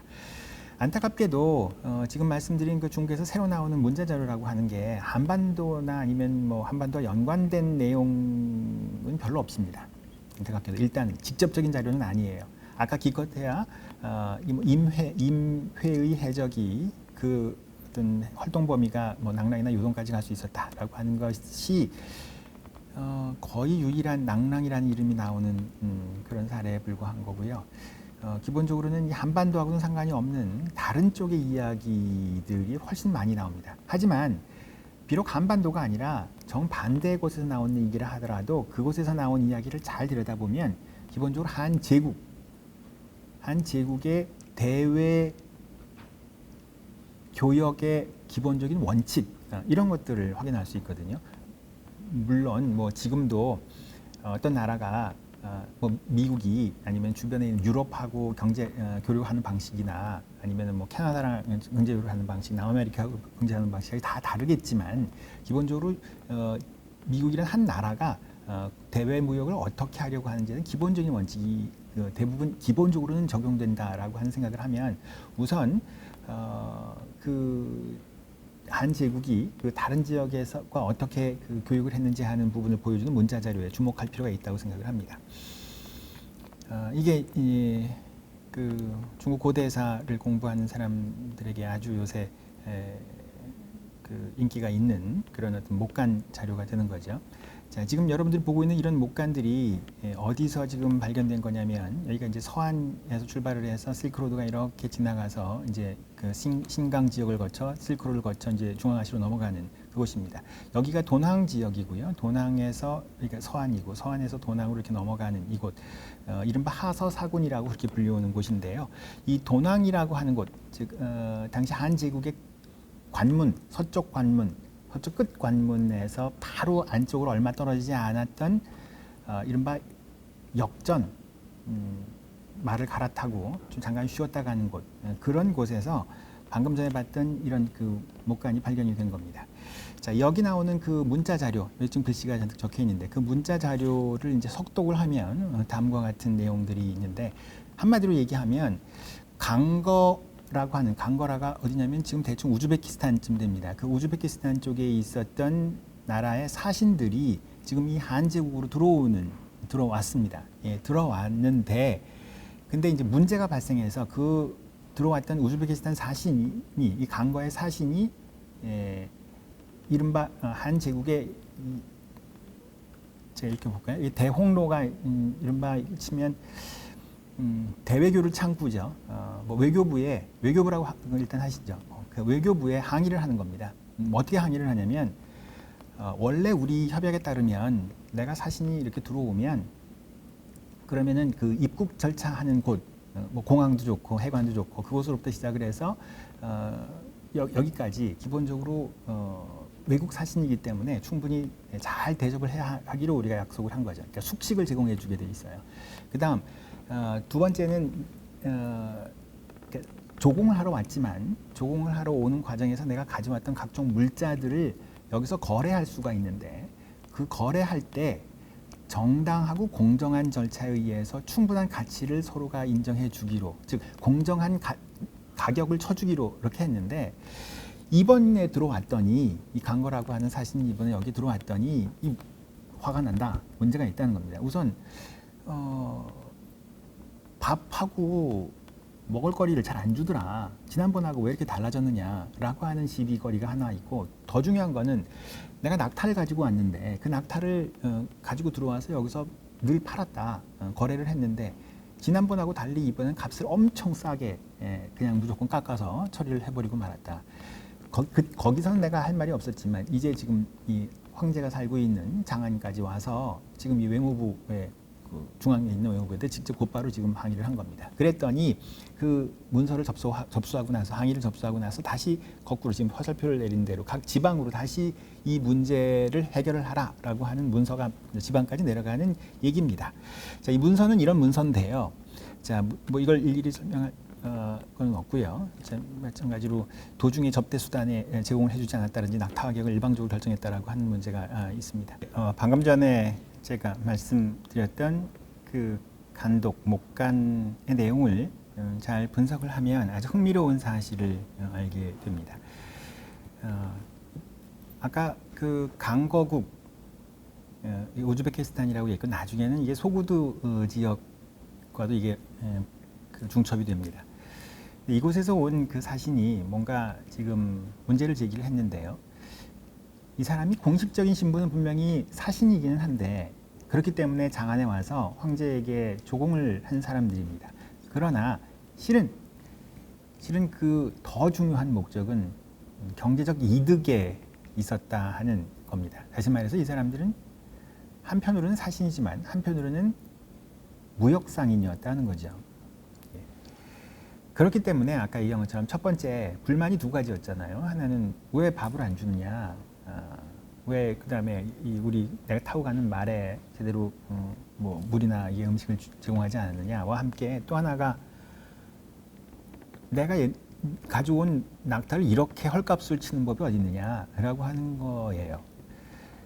이 점을 지금 문제를 제기한 거고, 문제를 그 항의를 접수한 쪽에서는 중앙에서는 무슨 소리냐라고 그거를 각하하는 것이 아니라 실제로 어떤 일이 벌어졌는지 제대로 조사해서 보고하라라고 해서 그 문제가 발생하고 있는 그곳으로 다시 문서를 내리는 거거든요. 명령을 내리는 그런 모습인 겁니다. 근데 이게 지금 가능한 거는 이 사람들이 조공을 하지만 실질적으로 더 중요한 목표는 경제적 이득이 있었다는 겁니다. 자, 이렇게 막연히 추정하지만 실제로 한서 사역전이라는 그 사료에 보면 그 얘기가 분명하게 사실 나와 있습니다. 즉 한나라에 지금 계속해서 조공을 해오는 이 사신들 사실 알고 봤더니 다 장사꾼이다 하는 얘기입니다. 그냥 제가 아까 무역상인이라고 했는데 이 표현을 보면 장사꾼 이렇게 얘기를 하는 거죠. 실질적으로 돈 벌려오는 목적이 너무 분명한 사람들이다. 그런데 여기 이헌위명이라고 했잖아요. 봉헌을 명분으로 삼았을 뿐이다 라고 하는 겁니다. 자, 그런데 이 문제는 이런 장사꾼이면서 사신의 신분으로 이곳에 와서 장사를 하는 것을 한쪽에서도 알고 있으면서도 불구하고 이런 시스템이 계속 돌아가는 거예요. 왜냐하면 양자의 목적이 다 지금 서로 부합했기 때문에 그런 거죠. 한쪽에서는 중요한 건 돈을 너희들 장사꾼인지는 알지만 그래서 여기 와서 장사해서 돈 벌어가는 건 좋지만 중요한 건 황제한테 와서 조공을 하는 거다. 그래서 황제 입장에서는 내가 알고 있는 천하의 모든 나라들 가능하면 나라들이 많으면 더 좋습니다. 사실 뭐 그 북쪽에는 흉노, 아래쪽에는 월이라고 하는 큰 나라가 있지만 그래봤자 한 나라예요. 근데 서역 쪽으로 넘어가면 서역 쪽에는 엄청나게 많은 나라들이 있거든요. 자그마한 나라들, 그 많은 나라들 숫자가 중요해요. 그 많은 나라들이 다 와서 고개를 숙였다라고 하는 것이 필요한 한 제국. 반대로 그것만 해주면 엄청난 돈을 벌 수 있다고 생각하는 저쪽 서역의 여러 가지 상인들.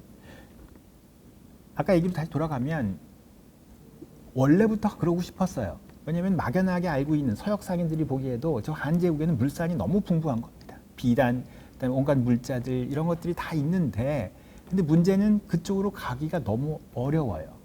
왜? 아까 교통로가 불편하거든요. 사막, 물, 오아시스 그리고 중간에 가려면 예를 들어서 우즈베키스탄 사람 지금 강거가 안에 오기 전까지는 그 사이에 엄청나게 많은 소국들, 오아시스 국가들이 있는 거예요. 거기를 지나갈 때 그냥 통과시키는 법이 없단 말이에요. 이렇기 때문에 오고 싶어도 못 왔는데 그런데 말씀드린 대로 한쪽에서 교통 인프라를 제공해 주는 거예요. 다 제공해 줄 테니까 나랑 같이 가자 라고 하는 순간에 모든 문제가 해결이 되는 거죠. 자, 그 부분 다시 한번 얘기해 보겠습니다. 어쨌든 여기 보면 상인들이었다는 게 분명히 드러나고요. 자, 또 하나 흥미로운 거는 자, 그러면 그쪽에 있는 사신들이 한나라 사신과 함께 그냥 언제 뭘 며칠 몇 시에 같이 왔을 터이고 그러면 그쪽 강거국의 사신과 한나라의 사신이 둘이서 왔을까? 라고 생각하기가 쉬운데 예를 들어서 저희들이 앙그레망을 들고 뭐 미국을 가건 아니면 유럽의 어느 나라를 가건 간에 내가 어떤 나라를 대표했으니까 내가 곧바로 그 나라로 가면 되잖아요. 혹시 그 나라에 와서 온 외교 사절하고 같이 돌아갈 수는 있어요. 근데 이 기록을 봤더니 그렇게 가는 한나라 때는 그렇게 가는 게 아니더라는 거예요. 어떻게 가냐면 지금 보다시피 사신단이 들어오면 사신단 들어온 사람들의 그 신분이나 정보를 다 지금 적고 있는 겁니다. 그래서 지금 아까 그 목간이 남아 있는 건데 거기 쭉 들여다 봤더니 지금 지금 봤던 요 간독 안에만 해도 강거국에서 온 사신과 부사신 보시죠? 장거국의 사신과 부사신 그리고 소해국에서 온 사신과 부사신 그다음에 그 밑에 꽤 지체가 높은 사람들 이 사람들이 한꺼번에 들어와서 제대로 대접을 받지 못했다고 항의를 한 문서예요. 그러니까 벌써 요 한 사신단 안에도 강거국하고 소해국이라고 하는 두 나라가 지금 섞여 들어오는 겁니다. 한 나라가 들어오는 게 아니라 여러 나라가 들어오는 거예요. 자, 근데 이 지금 아까 말씀드린 요 간독이 나온 곳은 아까 역전이라고 했잖아요. 그 역전이란 얘기는 사신단이 도낭에서 출발을 해서 장안으로 가는 과정에 있는 역전이기 때문에 가운데 있는 역전이에요. 지나갈 때 이 사람들이 누구누구가 지나갔다. 지나가면서 무엇을 먹었다. 통행증을 확인해 봤더니 통행증이 있더라. 이런 거를 적어 놓은 거예요. 그러니까 자연스럽게 우리는 지금 현재 2000년 후에 우리는 이 당시에 누가 여기를 지나갔고 이 그룹에는 누구누구가 속해 있구나라는 걸 지금 알게 있는데 그 다른 목간을 봤더니 이 대표적인 게 보면은 어떤 날은 18명이 18인이에요. 18명이 동시에 이 사신단이 왔다가 가는 거예요. 어떤 날은 64명이 왔다 한꺼번에 몰려갔다가 가는 겁니다. 그런데 더 놀라운 거는 밑에 470명, 심지어는 상상하기가 참 어려운 1074명이 같이 움직여 가고 있다는 겁니다. 정말 어마어마한 사신단이죠. 이 사신단이 한꺼번에 지금 와 하고 몰려가 이쪽으로 온 거예요. 그럼 사실 버거워서 어떻게 할 수가 없을 정도로 지금 이 사실 지금 움직이고 있는 건데 이에 대해서 이 역전에서 뭔가 좀 그 업무 처리를 하지 않으면 안 되는 겁니다. 자, 그럼 그 많은 사람들이 어떻게 구성이 되는지 궁금할 것 같습니다. 방금 전에도 한 사신단에 강거국하고 소해국이라고 하는 두 나라가 지금 한꺼번에 끼어들어왔다고 하는데 이 두 나라 관계가 한 나라가 아니라 두 나라잖아요. 그것도 이상하지만 조금 더 자세한 다른 기록들을 봤더니 A를 보면 대월지국 많이 들어보셨을 겁니다. 이 대월지국하고 산이라고 하는 나라, 역시 오아시스 국가인데요. 이 나라가 지금 같이 들어오는 두 개 국가가 있는가 하면 여기는 대월지하고 쿠차가 같이 들어오죠. 근데 이 경우 C를 보면 대월지, 대원, 소록, 우전, 사처, 거륵, 정절, 우미의 사신 총 18명이 한꺼번에 들어오고 있습니다. D도 마찬가지로 고목, 위수, 오래라고 하는 여러 나라의 사신들이 하나의 사신단을 구성을 해서 한꺼번에 도낭으로 들어와서 지금 이 목간이 발견되어 있는 현천치라고 하는 역전을 거쳐서 장안으로 가고 있다 하는 얘기고요. 그 밑에도 둘 이렇게 나오는 거예요. 자, 그러면 어느 날 동일한 날에 어마어마한 굉장히 여러 나라로 구성이 되어 있는 사신단이 한 나라의 사신들과 함께 도낭으로 들어와서 지금 장안으로 움직여가고 있는 얘기가 되는 거죠. 자, 그럼 어떻게 이런 일이 벌어질 수 있을까 하고 생각을 우리가 물어보게 될 텐데요. 그걸 살펴봤더니 보기 위해서 지금 내가 말씀드렸던 이 한 사신단에 속해 있는 여러 나라들의 위치를 한번 찾아봤습니다. 그랬더니 여기가 바로 그 신강 지역이죠. 이게 실크로드가 지나가는 지금 바로 이게 서역의 오아시스가 있는 곳에 이런 나라들이 쭉 이렇게 분포되어 있어요. 그런데 이거를 아까 그 목간에 나와 있는 그 목간별로 그 사신단별로 한번 선을 그어봤더니요. 이게 같은 노선에 있는 나라들이었다는 겁니다. 대표적인 게 이쪽 노선인데 그 실크로드가 이 타클라마칸상을 넘어갈 때 보통 크게 서역 북로하고 서역 남로가 이렇게 움직이거든요. 여기가 서역 이렇게까지 와서 여기서 이렇게 남쪽으로 빠져서 이렇게 돌아가는 게 서역 남로고요. 여기서 이렇게 올라가는 게 서역 북로예요. 그리고 여기는 지금 천산이 있어서 천산 남쪽에 이렇게 서역 북로와 서역 남로가 있는데 아까 얘기했던 가장 많이 나왔던 가령 이 G 같은 케이스는 이 루트를 타는 거죠. 이렇게 와서 이렇게 올라가는 이런 루트를 타고 장안까지 오게 됐다는 겁니다. 자, 이 얘기는요. 근데 이 사신들이 자기네들끼리만 오는 게 아니라 자기네들끼리만 오는 경우도 있어요. 근데 대부분은 한나라 사신이 이 외국 사신들하고 함께 움직이고 있다는 겁니다. 한나라 사신이 이 나라 사신들을 호송하고 있다는 거예요. 한서 서역전이라든지 다른 정사에 보면 외국에서 온 사신이 장안에 와서 조공을 하고 난 다음에 자기 나라로 돌아갈 때 그냥 잘 가 그러는 게 아니라 우리 쪽에서 사신을 옆에 붙여가지고 그 나라까지 데려다 주는 겁니다. 그러면서 문제를 제기하는 게 조정에서 문제 제기한 그런 기록이 남아 있어요.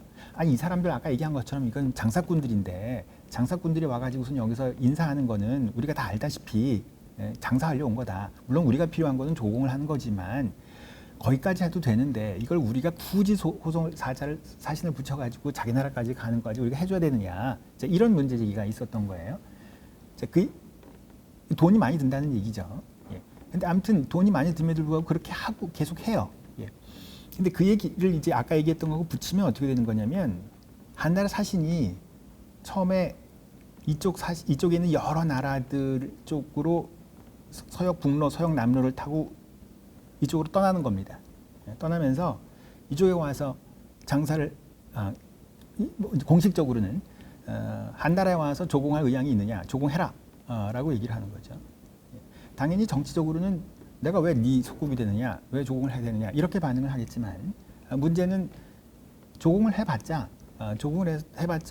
뭐 그것보다는 그 대신 얻는 경제적인 이득이 훨씬 더 많다라고 판단을 하면 좀 생각이 달라지는 거죠. 자 그러면은 오케이 조공하겠다라고 하는 건 겁니다. 그러면 이 뭐 알이 먼저냐 닭이 먼저냐는 거지만 사신이 먼저 와서 이렇게 쭉 얘기를 여기까지 오고 돌아가면서 이쪽에 있는 여러 그 나라들의 사신들을 한꺼번에 다 데리고 들어오는 거예요. 이 도낭으로. 그렇게 들어왔기 때문에 도낭으로 들어온 사신단의 구성이 굉장히 복잡하게 될 수밖에 없었던 거예요. 여기서부터 시작해서 이 노선을, 즉 한나라 사신이 움직이는 그 노선에 있는 여러 나라들의 사신이 동시에 이 사신단에 다 끼어드는 거죠. 이 사신단을 내가 움직이고 있는데 야 너도 여기에 껴라. 그 사람도 여기 같이 끼고 다음 사람들도 같이 끼고 들어오는 거예요. 근데 A라고 하는 국하고 B라는 오아시스 나라들 사이에는 결코 동맹관계라든지 친선관계가 있는 게 아니에요. 오히려 인접한 국가이기 때문에 서로 적대적 관계를 맺고 있지만 그러나 지금 중간에 낀 한의 사신이 여기 같이 껴라 하는 겁니다. 같이 껴서 같이 움직이면서 어찌어찌 하다 보니 그 사신단에는 서로 뭐 예를 들어 적대적 관계를 갖고 있는 주변의 오아시스 국가들이 다 한꺼번에 들어오는 그런 상황이 되는 거죠. 근데 그 사람들은 왜 또 그렇게 하느냐? 목적이 다른 데 있기 때문에 그런 거죠. 조공? 그래, 뭐 해주지. 뭐 이런 형식이 되는 거고요. 대신에 그보다는 더 많은 것들을 얻을 수 있다고 생각을 하는 겁니다. 한 가지 더. 자, 그러면 여기서 나가는 사람들의 공식적인 목적은 황제의 명령을 받아서 이 지역에 있는 여러 자그마한 나라들에게 조공을 요구하고 조공의 허락을 받아서 이 사람들을 데려오는 게 공식적인 목적입니다. 그러나 한 가지 더 중요한 사실은 이렇게 빠져나가는 한나라 사신도 상인이었다는 거죠. 한나라에서 보내는 사신들도 역시 공식적인 관료가 아니라 외무부 소속에 있는 외교 대사가 움직이는 게 아니라 물론 몇 사람 포스트는 그렇게 움직이지만 상당 사람들은 공모를 합니다. 자, 내가 지금 서역으로 가는데 이쪽으로 가는데 같이 갈 사람이라고 얘기를 하는 거죠. 그 공모에 여러 사람들이 응모를 하게 되는 건데 그 응모한 사람들의 상당수는 다 사실은 또 상인들이었다 하는 겁니다. 왜? 이 사람들도 한의 물건을 가지고 밖에 나가서 장사를 할 수 있기 때문에 그렇다는 거죠. 자기가 한의 사신이라고 하는 신분을 가졌기 때문에 그냥 혼자 가는 게 아니라 물자, 물, 음식, 여러 가지 군대, 여러 가지 상황들이 전부 다 제공을 받았고요. 따라서 아까 교류를 제한하고 억제했었던 여러 가지 객관적인 요소들, 그런 요소들을 다 제거할 수가 있었던 거죠. 그렇게 타고 쭉 가서 장사를 하고요. 아까 제가 뭐 서울에서 부산까지 가면서 뭐 수원, 대전, 대구 들렸다는 형식으로 중간에 가서 이렇게 장사를 다 교류를 하고 다시 끝나고 돌아오면서도 마찬가지로 중간중간에 저쪽에서 샀던 물건을 중간에 다시 풀 수도 있는 거고요. 이러면서 돌아오는 거고 그 오는 도중에 다시 한번 조국 한나라에 들어갈 사람들을 데리고 들어오는 겁니다. 다시 그 다음번에 나갈 때는 아까 얘기한 것처럼 이미 조공한 사신들을 다시 그 나라에 돌려주는 호송하는 상황이 생기는 거 아니에요? 그러니까 호송을 해주면서 사실은 또 한 번 장사가 이루어지는 자, 이런 시스템이 바로 한과 서역 제국의 여러 나라들 사이에서 벌어지는 것이었음을 이 목간을 통해서 확인할 수 있었다는 거고요. 이게 굉장히 아주 중요한 발견이라고 저는 그렇게 여러 번 강조하고 있습니다. 자, 근데 이런 사실을 다 정리하고 난 다음에 자, 그럼 이게 과연 한 제국과 서역에 있는 여러 오아시스 나라들과의 관계일 뿐일까? 아까 말씀드린 대로 이게 혹시 주변에 있는 여러 나라들에 대한 보편적인 대외 교육 원칙은 아니었을까라고 생각을 해봤고요. 자, 그렇다면 이게 혹시 우리 한반도와 일본 열도 사이에서 벌어지고 있었던 대외 교역에도 적용할 수 있는지를 한번 보자는 거였습니다. 안타깝게도 여기에 목간이 발견되지는 않았습니다. 기껏 있는 거는 진서라고 하는 곳에 나오는 진서 그 외국전에 나오는 아주 삼국지나 뭐 진서에 나오는 아주 작은 정말 영성하기 짝이 없는 그런 기록밖에 없어요. 많은 연구자들이 이 점을 주목을 했는데요. 그런데 제가 얘기했던 방금 전에 그 서역과의 관계를 염두에 두면서 이렇게 아주 작은 기록이지만 그 자료를 다시 한번 세밀히 들어봤더니 흥미로운 사실을 확인할 수 있다는 건데요. 자, 이런 겁니다. 진서 무제기에 보면 예를 들어서 부남 등, 이 부남이라고 하는 건 저 인도차이나 반도에 있는 저 남쪽에 있는 동남아시아 국가죠. 등 21개국, 그다음에 마한 11개국이 와서 봉헌을 했다라고 하는 기록이 있습니다. 그다음에 태강 원년 7월 이렇게 나와 있는데 요거는 뭐라고 표현하면 시세라고 했으니까 올해 1년 동안에 마한 등 11나라가 다 왔다. 이렇게 읽죠. 그렇다면 이걸 읽을 때 올해 1년 동안에 마한에서도 언제 몇 월 며칠 날 누가 왔고 또 어느 나라도 몇 월 며칠 날 왔겠구나라고 생각하는 게 일반적인 생각이었습니다.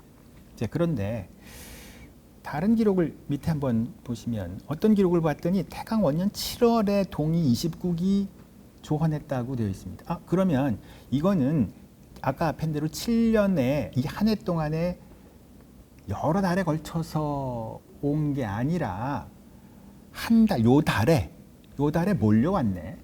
적어도 요 달에 20개의 나라들이 한꺼번에 와서 조공을 했네. 라고 요 기록을 보면 그렇게 생각을 하겠죠. 한 1년 동안에 1월서부터 12월 사이가 걸린 게 아니라 지금 7월에 한꺼번에 왔네. 라고 하는 생각이 듭니다. 그러면 어떤 나라는 7월 1일에 오고 어떤 나라는 7월 30일에 오고 어떤 나라는 7월 15일에 왔겠니? 네, 라고 생각을 하겠죠. 일반적으로는. 그런데 이때 이런 기록이 하나 있습니다. 아주 짧은 기록이지만 태강 원년 6월 갑신일에 동이 19기 유하했다라고 되어 있습니다. 하루에 10개의 나라가 동시에 들어왔다는 내용입니다. 자, 그렇다면 오늘 워낙 기록이 없기 때문에 우리 고대사라는 게 그렇습니다만 워낙 기록이기 때문에 모든 경우에 이게 다 적용된다고는 할 수가 없어도 지금 얘기한 것처럼 이 한 해에 있었다고 하는 내용은 실은 한 달에 있었던 내용이고 한 달에 있었다고 생각이 되는 이 조공의 행위들은 실은 하루에 동시에 이뤄졌던 일일 가능성이 상당히 높다는 얘기가 되는 거예요. 그래도 설마라고 생각할지 모르겠는데요. 좀 더 자세히 지도를 봤더니 기록을 봤더니 이번에는 조금 더 분명한 게 있었습니다. 같은 해였습니다. 같은 해에 11개국이 왔다고 했는데 같은 해에 동이 8월에 들어왔다고 했으니까 이것만큼은 1월서부터 12월까지 온 게 아니라 이 7년만큼은 8월 달에 다 들어온 거죠.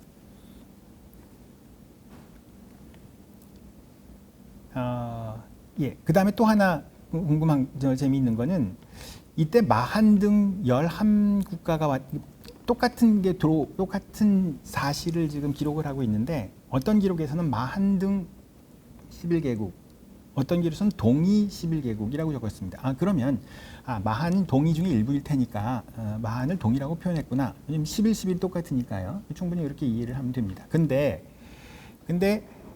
다른 데 봤더니 진한조에 들어갔더니 진한조에 역시 7년에 태강 7년에 이 진한이 왔다는 얘기입니다. 그렇다면 결국 아까 앞에 나왔던 마한 11국에 이 진한이 끼었다는 얘기가 되지 않나요? 그렇죠? 그러니까 결국은 동이 11국이라고 부르는 거를 마한 11국이라고 불렀고 마한 11국 속에는 마한뿐만 아니라 진한도 같이 들어온 거예요. 이 나라들이 같이 들어왔다는 얘기가 되는 겁니다. 그런데 우리가 알고 있기로 마한과 진한에서 한꺼번에 같은 날 동시에 사신단을 꾸려가지고 들어왔다.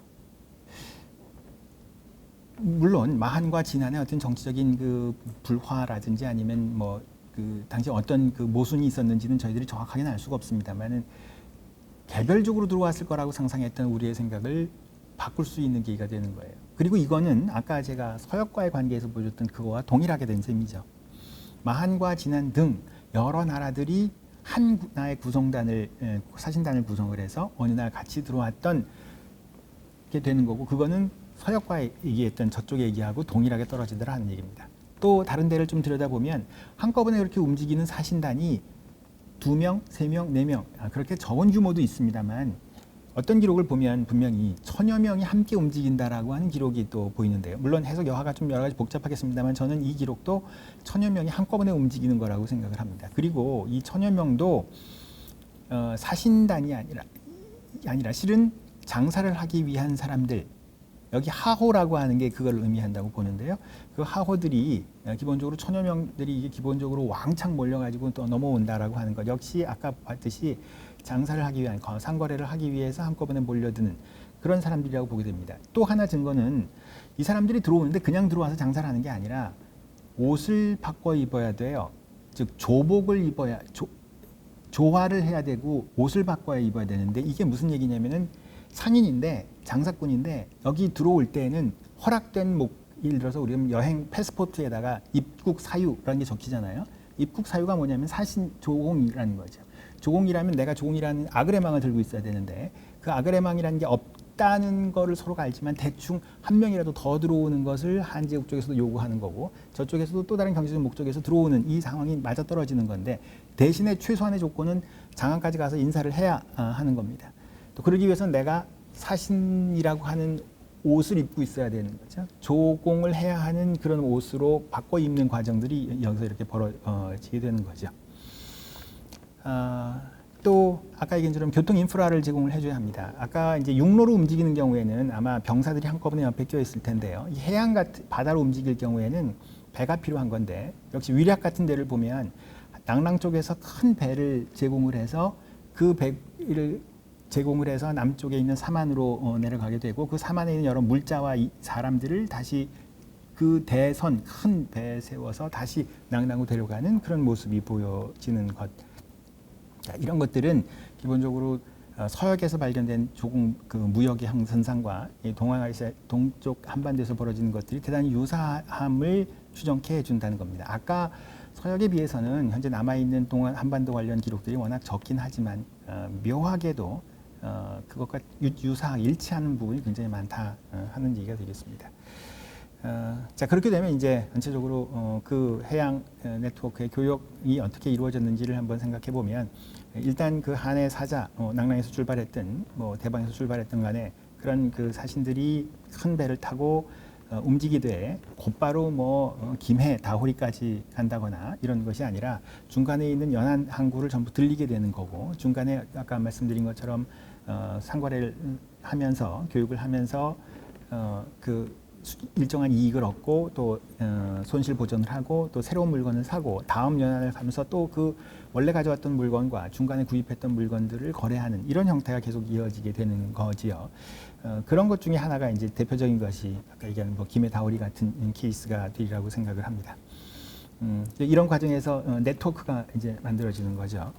그다음 2차 교육의 2차 장소라는 건 이렇게 해서 각 항구마다 그런 그 교육이 이루어지고 난 다음에 다시 한 사자가 다시 한으로 이렇게 입국하는 과정에서는 여러 사신들이 아까 그 서역의 여러 사신들이 한꺼번에 도낭을 거쳐서 장안으로 가듯이 여기도 외부터 일본 열도에 있는 여러 나라들, 그다음에 한반도 남부, 그다음에 서남부에 있는 마한 진안에 있는 여러 나라들이 모두 이 배를 같이 타게 되는 거죠.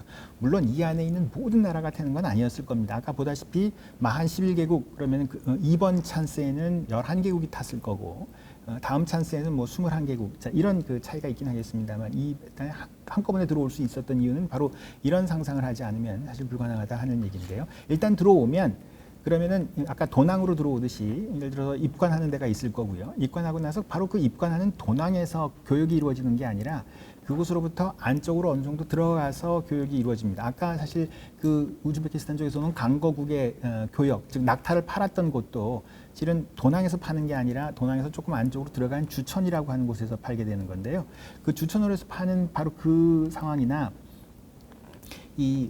뭐 예를 들어서 일본 열도 외나 아니면 변한 진안에서 같이 타고 들어왔던 많은 사신들이 이제 낙랑으로 들어왔을 경우 그 낙랑 입관하는 곳이 아니라 그곳으로부터 어느 안쪽으로 들어간 이제 여기가 이제 동의교육부에 해당이 되는 거죠. 동의교육부는 입관하는 관문에 있는 것이 아니라 그보다 조금 안쪽으로 안전한 곳에 위치한 곳인데 그곳으로까지 다 일단 호송이 된 뒤에 그곳에서 1차 교역이 이루어지는 겁니다. 아까 그 강거국 우즈베키스탄 그 사신이 그곳에 와가지고 저희 낙타를 팔았듯이 아마 남쪽에 있는 삼안에 있는 많은 변한 마안에 있는 사람들도 기본적으로 이 동의교육까지 와서 1차 교육이 이루어지게 되는 겁니다. 1차 교육이 이루어지는데 다른 이 삼국지에 있는 기록을 가만히 들어보면 더 흥미로운 거는요. 일단 여기에 많은 사람들이 와서 장사를 하고 교육을 하는 것을 허락을 합니다. 왜냐하면 조공 신분으로 들어왔기 때문에. 그러나 이렇게 많이 들어온 어마어마한 신분들, 아까 서역에서는 많으면 1000명이 들어왔고 뭐 400명, 적게는 뭐 10명이 들어왔는데 이 400명, 1000명이 들어온 사람들을 몽창 다 장안으로 보내지는 않았습니다. 그 중에 장안으로 가서 확실하게 인사를 할 사람들만 뽑아서 그리로 보내고 여기서 일단 왔다고 조공을 했다고 가정을 하고 돌아갈 사람으로 구별을 해요. 여기가 바로 그런 건데 장안으로 갈 사람들은 이 도낭에서 통행증, 패스포트를 발부를 해줍니다. 그럼 그 통행패스를 가지고 장안까지 가서 조공을 하도록 하고 이곳에서 제1차 교류를 하고 팔고 난 다음에 교육을 하고 난 다음에 돌아갈 사람은 여기서 계산을 다 해서 돌려보냈다라고 하는 그런 이제 기록이 있는 거죠.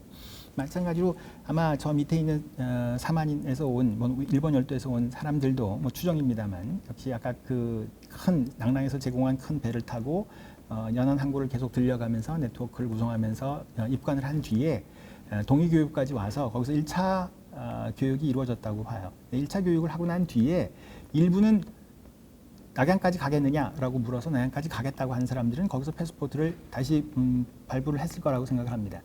그 사람들은 두 가지 목적이 있습니다. 낙양까지 가면 황제를 보면 중앙에서 다시 또 한 번의 교육이 가능합니다. 그거는 진짜 그곳 장안에 가는 거는 저 지방에서 교육하는 거하고는 상황이 다르죠. 뭐 낙타 한 마리 파는 게 아니라 이번에는 중앙에 가게 되면 중앙에 예를 들어서 황제가 살고 있는 대도시에서 자기네들이 가질 수 있는 물건을 구입할 수 있는 것들을 얻을 수 있는 찬스가 생기는 거니까 그런 사람들은 그리로 가게 되고 그냥 여기서 교육을 마치고 돌아갈 사람들은 여기서 보내는 이런 케이스가 생겼는데 이 동아시아 이 한반도 쪽에도 그렇게 되리라 생각합니다. 또 하나 뭐 시간 관계상 좀 짧게 하겠습니다만은 그 교육의 빈도 즉 조공을 해 오는 와서 조공 무역을 해서 이곳에서 뭐 여러 가지 교육을 하는 그런 것도 의외로 굉장히 많았다 하는 얘기입니다. 이제 그만큼 한 나라 사신이 자주 바깥으로 빠져나가고 바깥에 있는 사람들이 다시 또 호송을 하러 바깥에 나가고 호송했던 사람들이 다시 돌아오는 이런 일들이 이게 그렇다고 뭐 매달 있었다는 얘기는 아니지만 비교적 자주 이루어지면서 이 과정에서 이 한의 물자, 이 제국의 물자가 바깥으로 빠져나가고 또 외나 아니면 삼안의 물자가 중국으로 들어오길 뿐만이 아니라 실제로 그 연안에 들리는 여러 항구마다의 물자들이 서로가 이렇게 확산이 되는 그런 결과가 이제 생겨나게 되는 거죠. 이렇게 그 두 번째 얘기도 정리할 수 있을 것 같습니다. 한마디로 다시 말씀드리면 첫 번째에서 말씀드린 각종 교역의 장애물이라고 하는 것이 존재했습니다. 객관적인 장애물, 주관적인 장애물 이런 것들이 다 있었던 거죠. 특히 해양 같은 경우에는 섬의 세계, 해적의 세계 이런 것들이 존재하고 있었고 이런 것들이 생각보다 극복하기가 어려웠던 거고 어려웠기 때문에 아까 얘기한 실제로 많은 병사들이 중간에 망실이 된다거나 제가 뭐 아까 무슨 신화 같은 것들, 삼신산 신화라는 것도 그런 이유 때문이라고 제가 한번 추정을 해봤습니다만 이런 것들을 해결하기 위해서는 확실한 교통수단, 그 다음에 손실을 감내할 수 있는 그런 여유, 경제적 여유, 그다음에 병력, 이제 이런 것들이 다 동원이 되어야 한다는 거죠. 그리고 또 하나는 또 그러면서도 손실을 줄이기 위해서는 네트워크 방식, 즉 연안 무역이라고 하는 걸 계속 반복해 가면서 일본 열도까지 진행이 되는 이런 얘기들이 오고 가야 갈 수 있었던 겁니다. 근데 이런 것들이 가능했던 거는 전반적으로 보면 한 제국 입장에서는 상당한 어떤 경제적 손실이라고도 볼 수 있는데, 이거는 제국을 운영하고 있는 그 황제의 어떤 조공 욕구 이런 것들이 사실은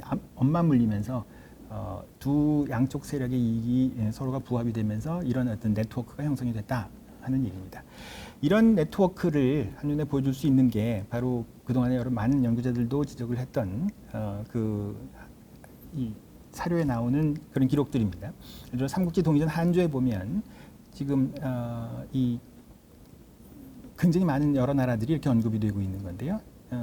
제 추정에 따르면 제 추정이 아니라 많은 분들 그렇게 얘기하지만 바로 이곳이 아까 얘기했던 대로 한의 어떤 한이 제공하는 인프라 그 조공 무역이 들렸던 항구 그리고 그곳에서 다 어떤 물자 교환이 지금 이루어졌던 곳들이라고 보면 될 거고요. 이 한반도를 넘어서 일본에 가면 일본 열도에도 역시 마찬가지로 그 일본 동이전 외조에 보면은 어디에 들렸다가 배를 타고 어딜 가면 뭐가 나오고 어디가 나오고 다 알고 계시는 얘기지만 이게 바로 아까 얘기했던 동아시아 해양 네트워크의 그 거점들이라고 할 수 있겠습니다.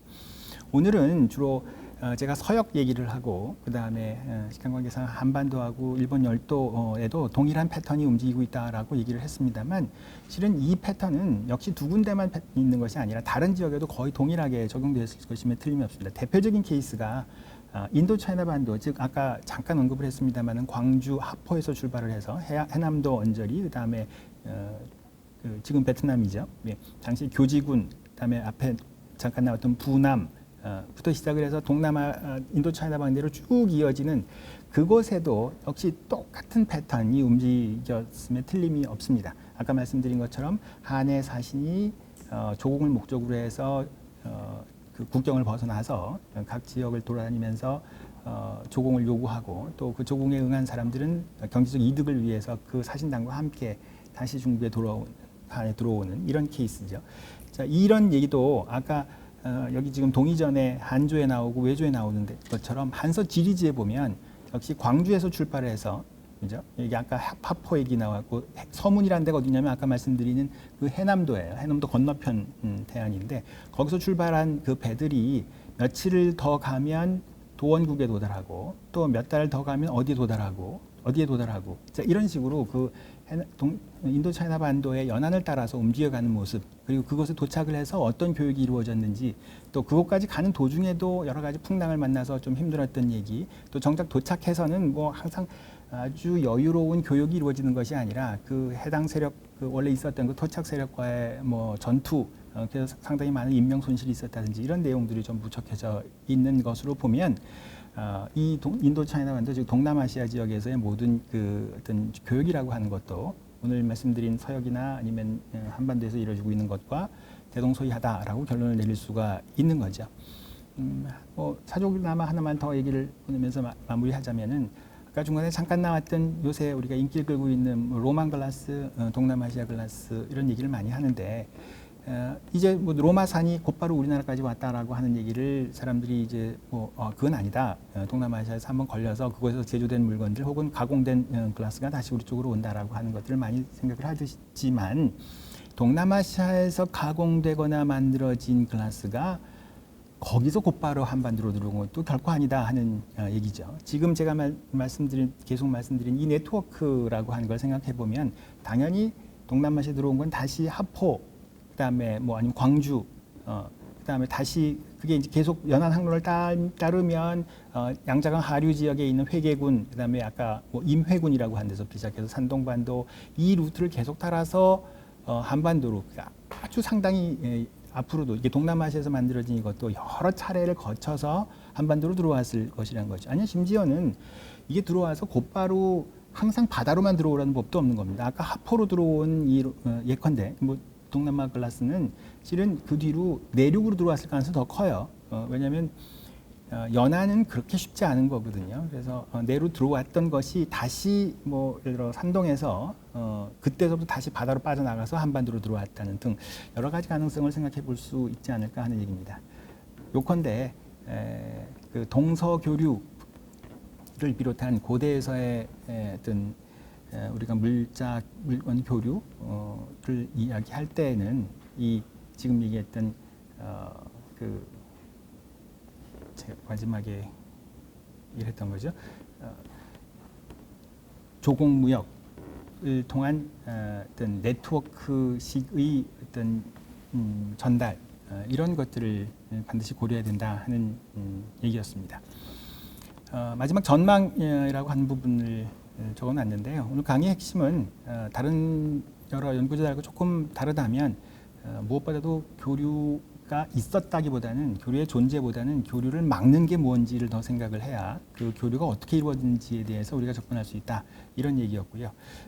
그리고 그 교류의 한계를 지적하고 그것을 극복하기 위해서는 과연 어떤 것들이 가능했는지 그게 바로 제국에 의한 조공무역이었다라는 말씀을 드렸던 거고 구체적으로는 도낭 현천치한간이라고 하는 서역에 나오는 여러 가지 문자 자료를 통해서 한제국과 서역과의 관계를 정확하게 복원을 해봤고 그 복원한 것을 한반도와 일본 열도에 한번 적용해 보았더니 그 기존에 있었던 여러 흩어져 있는 뭐 영성한 그런 기록과 아주 기가 막히게 잘 일치하고 있더라. 다시 말해서 한반도에도 적용이 되겠다라고 하는 얘기고 나아가서는 동남아시아도 적용할 수 있다. 이제 이런 얘기가 되겠습니다.